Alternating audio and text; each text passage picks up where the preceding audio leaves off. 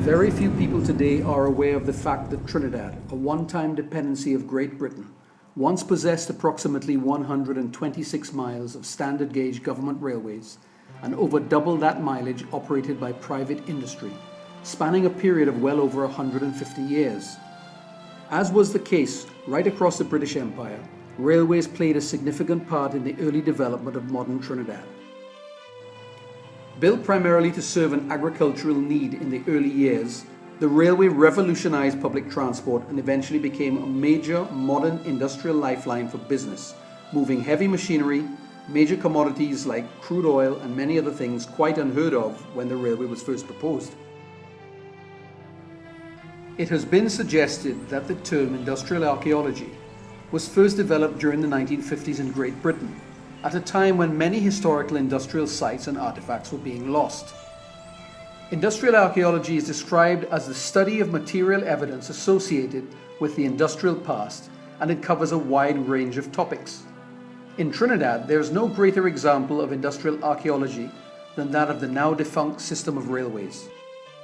In Trinidad and Tobago today, there are 8 preserved locomotives and another whose future hangs in the balance. In addition to this, there is one preserved steam locomotive which was privately purchased in 2002 and shipped back to its place of birth at Leeds in England. We'll now take a look at locomotives which have been preserved in Trinidad today. Number 11 of the Trinidad Government Railway, which today sits on Harris Promenade in San Fernando. There is no class of locomotive in Trinidad more deserving of preservation than a Kitson Type 440 tank engine. This magnificent engine portrays the spirit of the TGR like no other. This type of engine was the longest serving class of locomotive on the Trinidad Government Railway and remained in service far longer than any other class of locomotive on the island. These locomotives continued in service almost to the very end of the TGR in 1968. Today, number 11 stands proudly in the industrial capital of Trinidad and Tobago, where it symbolizes not only the Trinidad Government Railway, but the industrial heritage of San Fernando and the famous World Oil Center which that city has become. Trinidad's association with the English city of Leeds as a supplier of steam locomotives goes back to the first locomotive purchased by the Trinidad Government Railway. That locomotive was a Rema, an 060 side tank locomotive built by the Hunzat Engine Company of Leeds. Next on our list of locomotives is Engine D. Engine D of the Trinidad Government Railway was built by the Hunzat Engine Company in 1914. Engine D is an 060 saddle tank type locomotive. It was purchased by the Trinidad Government Railway as a yard dock shunter. Today it is incorrectly identified as number 42, probably for public relations reasons, as number 42 hauled the last service train into Port of Spain in 1968. This engine, when it was running on the docks, ran in a matte black livery.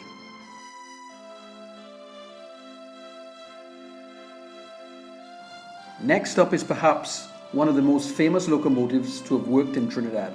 Number 18 PICTON of the St. Madeleine Sugar Company was built by the Hunzat Engine Company in 1927.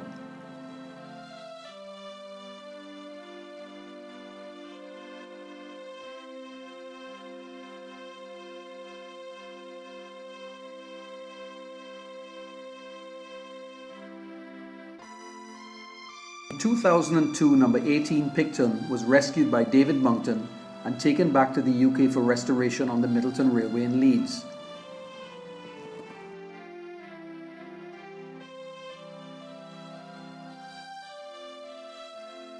The early discovery of oil and increased production at the beginning of the 20th century, diesel power was an obvious alternative on the railways in Trinidad, and it began to eclipse steam locomotion far earlier than was the case in Britain. By 1936, American manufacturers like Brockville, Vulcan and others were making inroads with the sale of the early 20-ton 125 horsepower diesel locomotives for the sugar industry.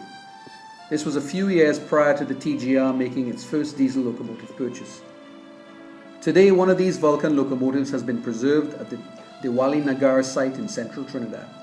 The locomotive is a diesel mechanical 060 25-ton 145 horsepower engine.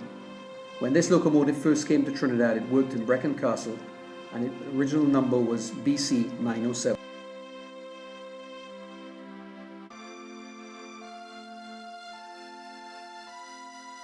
Next up on our list is Brecon Castle Estate Engine 39114, built by the Vulcan Iron Works, Pennsylvania in 1948. This locomotive is the first sugar locomotive to be preserved in Trinidad. The job was done by Caroni 1975 Limited at their Brecon Castle factory. Like the engine at the Nagara site, this locomotive is a diesel mechanical 060 25-ton engine. This example, however, is more powerful and carries a 180 horsepower capacity engine. When it first came to Trinidad, it worked at Usine St. Madeline's number 10. Both Vulcan locomotives form a very important example of industrial and railway archaeology in Trinidad. 5 identical 204 horsepower diesel Hunslet locomotives came to Trinidad in 1956 and 1957 to work on the Usine St. Madeline Sugar Company. The original 5 Hunslet engines were D6, D7, D8 of 1956 and D9 and D10 of 1957. These Hunslet locomotives operated around Usine St. Madeline for over 42 years and brought down the final curtain on railways in Trinidad, having operated the very last trains on the island in 1998. Today, 4 of these engines survive after spending 14 years out of service at Usine St. Madeline Locomotive Shed.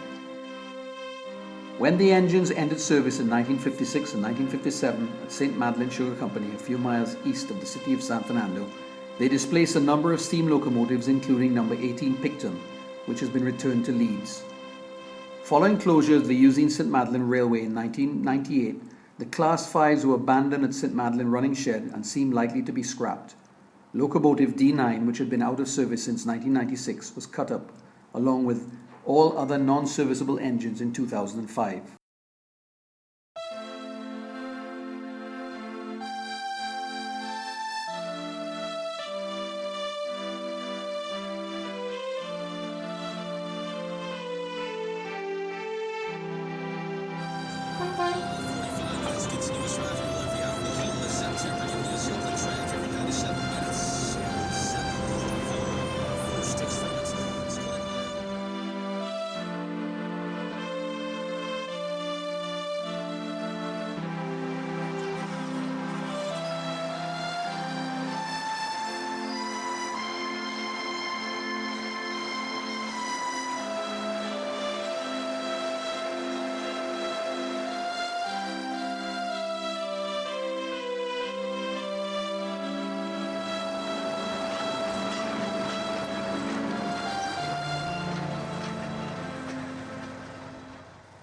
The final engine on our list is engine number 11. D11, originally a Hudswell Clark built in 1963, was restored by Hunslet and brought to Trinidad in 1975. Caroni engine D11, built by Hudswell Clark in 1963, is a 36-ton, 260 horsepower 060 diesel hydraulic locomotive. A total of 8 of these engines, delivered in 2 batches of 4 each, were built by Hudswell Clark for the Mersey Dock and Harbour Board in the 1960s. The first set, numbered 39 to 42, were all built in 1962.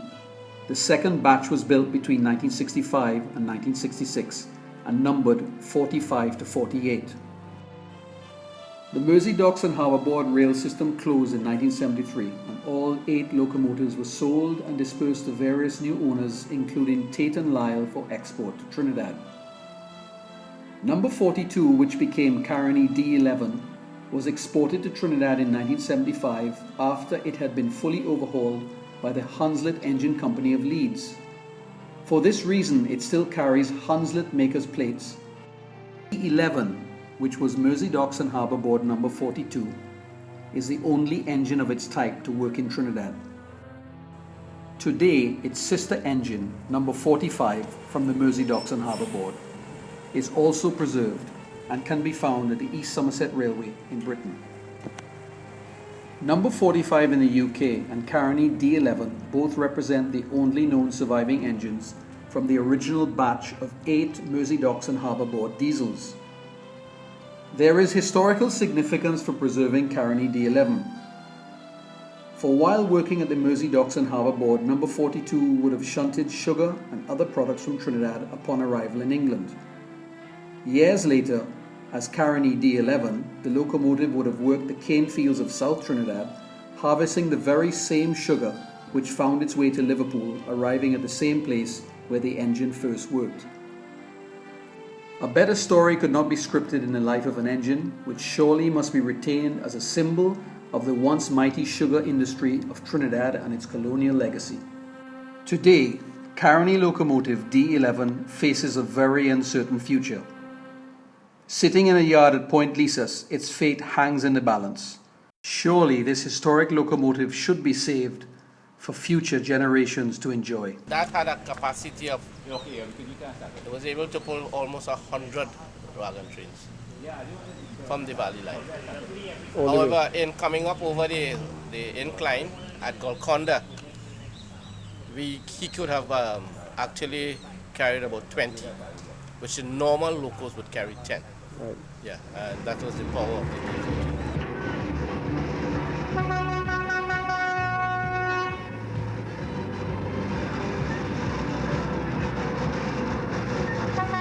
Extremely powerful. Worked well. Sandboxes were placed in front of the locomotives, and they used to sand the line when it's wet and becomes very slippery on mornings and overnight, and sometimes when rainfall. However, this was a very unsafe practice. In fact, we had an employee who slipped off and was crushed. He died. And since then, what we had done, a little innovation we had done, in that we were able to sand from inside, using a sandbox from inside manually, and we put a hose so that this would be in a safe measure. But it was as a result of that unsafe practice. However, that practice was there for over maybe 60 or 80 years. And that is the only innovation that we have really done over the years in order to do safe practices. The Trinidad Government Railway officially closed on December 31st, 1968. It really was the end of the line for the TGR, but not the end of the story for railways in Trinidad. Caroni 1975 Limited would carry on the Trinidad railway tradition for a further 30 years. The final train to operate in Trinidad did so on the afternoon of May 15, 1998, and was a movement from the fields into the sheds at Usine St. Madeleine on the last day of the 1998 crop season. The first engine running light engine into St. Madeleine shed was locomotive D6, followed a few seconds later by locomotive D10. Both locomotives ran unceremoniously towards St. Madeleine on that seemingly ordinary afternoon.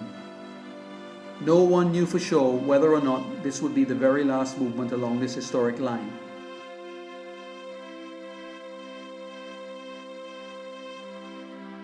At the time, rumours of closure had been abundant for a couple of years, but closure had not come, and the new season would see the ailing railway soldier on for yet another. Although no one knew it, this was indeed the very end. As Locomotive D entered the shed for the last time, the final curtain had fallen on 150 years of railways in Trinidad. Trinidad's railways originated primarily for cane haulage in the Sapero Valley south of San Fernando, a full 37 years before the Trinidad Government Railway laid its first line to Arima, and ended 30 years after the TGR was abandoned. It is salutary to reflect that railways in Trinidad ended in the same place as they began, performing the very same task for which they were originally built all those years ago. I'm very pleased to say that the 4 remaining 204 horsepower Class 5s have been retained as static exhibits for the new Brecon Castle Sugar Heritage Museum planned for Central Trinidad. On November 6, 2012, all 4 engines were moved to their new home and will undergo cosmetic restoration. It is hoped that at least one of the 4 locomotives will eventually be moved to Port of Spain, Fort San Andres Museum, to be mounted in plinth alongside Locomotive D, ex-Trinidad Government Railway, already on static display there.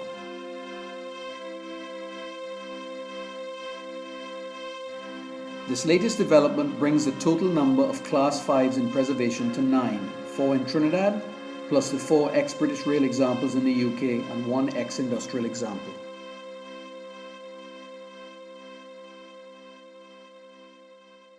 In the final years, the railway at Usine St Madeleine was worked with a handful of vintage 1950s built Hunslet diesel locomotives. Indeed, just as the first engine had been a Hunslet, built at Leeds, so was the last. The very last engine to be imported into the island was D12 in 1976.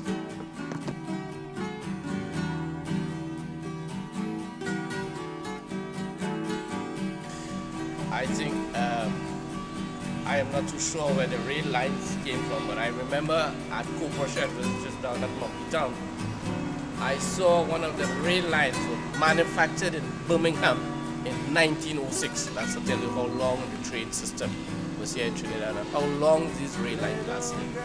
So it's almost 100 years.